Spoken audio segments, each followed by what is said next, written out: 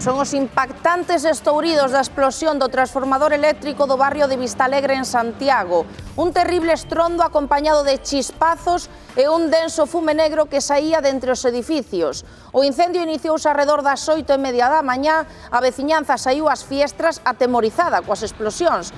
Dende ese momento o transformador eléctrico quedou inutilizado, deixando a centos de veciños sen luz. Bueno, de feito, a propia empresa dino, Rocío, que son 500 os veciños que estiveron aí no barrio de Vistalegre en Santiago sen suministración eléctrica. Uns veciños que, obviamente, ante o fume que está desvendo, asustáronse máis que moito. A policía pediulles que quedaran nas súas casas, nas súas vivendas, coas ventás e as portas pechadas, pero eles, ao ver esta imaxe que está desvendo detrás de nós, directamente baixaron as escaleiras e saíron todos dese edificio.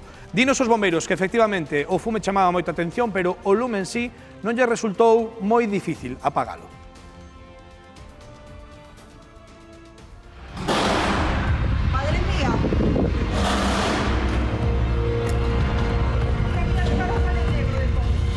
Emerxencia no Compostelán, barrio de Vistalegre. A explosión dun transformador eléctrico a primeira hora desta mañá facía saltar todas as alarmas. Uns 500 veciños quedaran sen subministración eléctrica, pero o máis importante, o fume xerado do posterior incendio podía ser tóxico. Chamei ao 112 dúas veces. Presentáronse aquí bombeiros e tamén a policía local. A policía local. Era preocupante o tema, a verdade é que sí, que parecía, vamos, explosionaba como o día do fuego do apóstol, eso.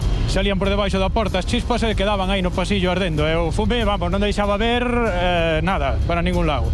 Pola mañán, cando me levantei ás 8:30, un estruendo moi fuerte e despois un fume negro.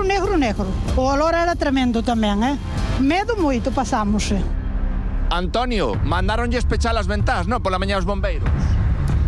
Chegaron a temer que lle entrara o fume potencialmente tóxico.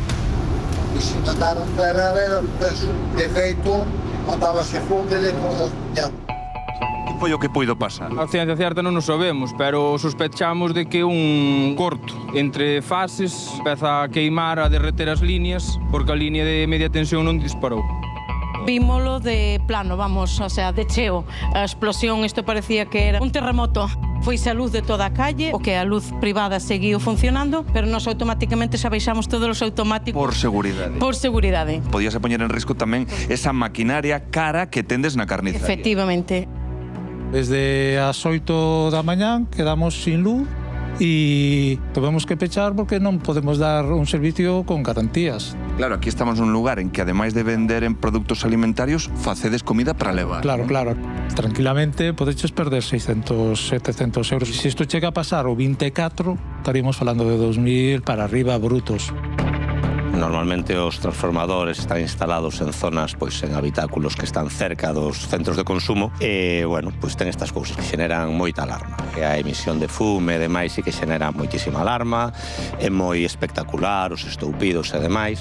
Sempre que hai fume, nós o que recomendamos é eso, pois, un pouco confinamento en lugares seguros. O maior risco final está respirando eses gases, eses fumes que son tóxicos. Gracias aos grupos electrógenos, imos abastecendo o servicio das vivendas. Pero, bueno, nós contamos que contra a tarde e noite teñamos todo con servicio gracias aos grupos. Hai traballo aí. Moito traballo, moito.